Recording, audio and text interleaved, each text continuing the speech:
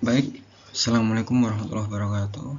Nama saya Mustafa Arif Fajar dari Prodi Teknik Logistik angkatan 2023. Baik, di sini saya akan mempresentasikan dari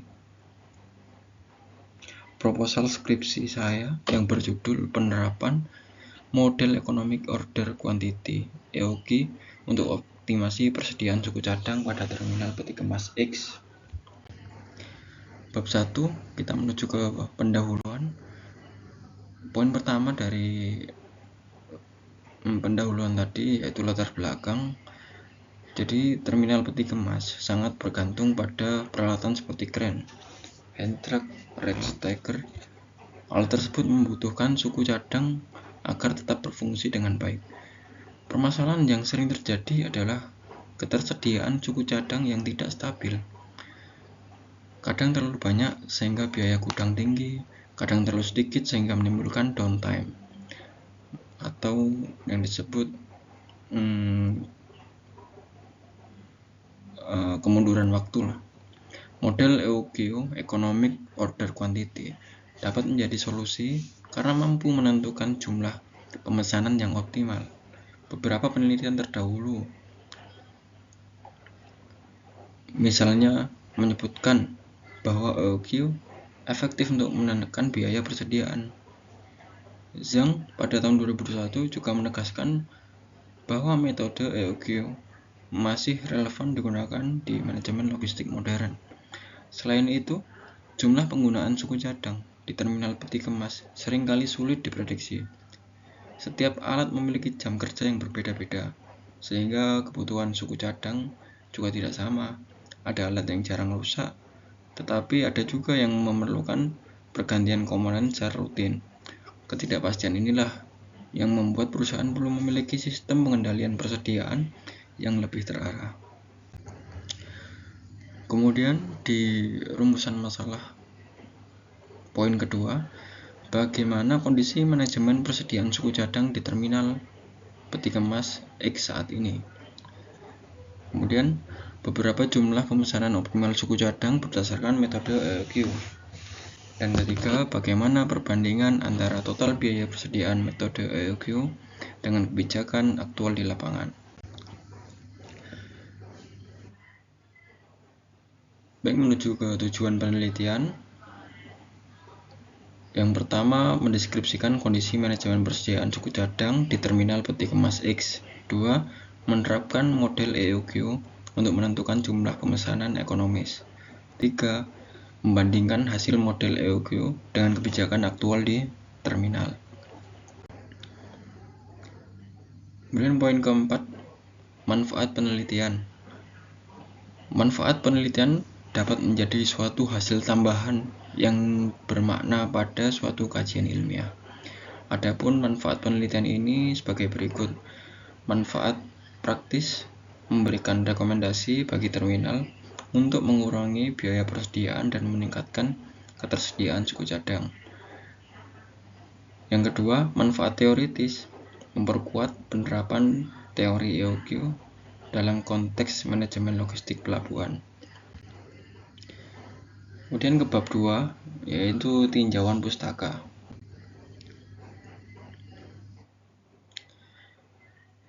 Di poin pertama ada teori persediaan. Teori persediaan atau inventory teori merupakan cabang dari manajemen operasi yang membahas bagaimana menentukan jumlah dan waktu pemesanan barang agar dapat memenuhi kebutuhan dengan biaya total serendah mungkin.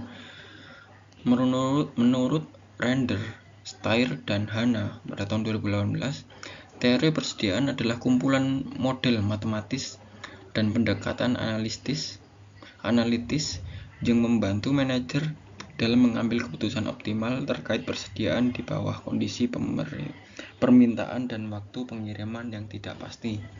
Sementara itu, Heiser dan Render 2017 menjelaskan bahwa teori persediaan digunakan untuk menemukan keseimbangan antara dua kepentingan utama, yaitu pertama, menyediakan barang dalam jumlah cukup untuk menjamin kelancaran operasi atau penjualan, dan kedua, meminimalkan biaya yang timbul dan menyimpan maupun memesan barang tersebut.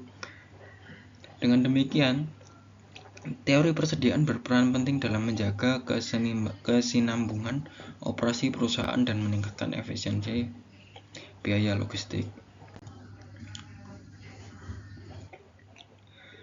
Kemudian di penelitian terdahulu terdapat 2 contoh dari artikel dan skripsi. Jadi di sini saya muat artikel yang berjudul Analisis Pengendalian Persediaan Bahan Baku menggunakan metode Economic Order Quantity atau EOQ dengan penulis namanya Arvida Triagustin dan Abdurrahman Faris Indria Himawan, Universitas Muhammadiyah Gresik. Kemudian judul skripsi yang saya muat analisis pengendalian persediaan bahan baku menggunakan metode min-max dan economic order quantity pada UD Raja Gizi. Penulisnya Nikmatur Rahman, Universitas Malikus Saleh.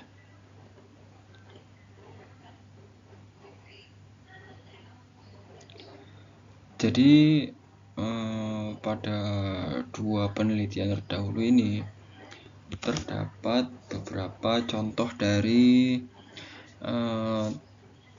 metode EOQ tersebut, yang mana itu berkesinambungan dan ada sangkut pautnya dengan yang akan saya bahas dan saya teliti. Baik, kemudian menuju ke bab 3, metode penelitian. Poin pertama, jenis penelitian. Penelitian ini menggunakan pendekatan kuantitatif deskriptif dengan studi kasus di terminal peti kemas X. Yang kedua, data dan sumber data. Data primer, wawancara dengan staf gudang dan teknisi. Kemudian data sekunder, catatan permintaan suku cadang, biaya pemesanan, biaya penyimpanan, dan data lead time 12 bulan terakhir. Dan yang ketiga, variabel penelitian, permintaan, biaya pemesanan, biaya penyimpanan, dan lead time. Kemudian yang keempat, variabel penelitian. Yang pertama, hitung EOQ dengan rumus klasik. Kedua, tentukan ROP yang memperhatikan rata-rata permintaan selama lead time. 3, hitung total biaya persediaan, order cost plus holding cost. 4, bandingkan hasil EOQ dengan kebijakan aktual terminal. Kemudian poin kelima, validitas data, cross check dengan catatan gudang. Kemudian diskusi dengan manajer logistik untuk verifikasi perhitungan. Baik, demikian yang bisa saya sampaikan pada presentasi kali ini. Terima kasih. Assalamualaikum warahmatullahi wabarakatuh.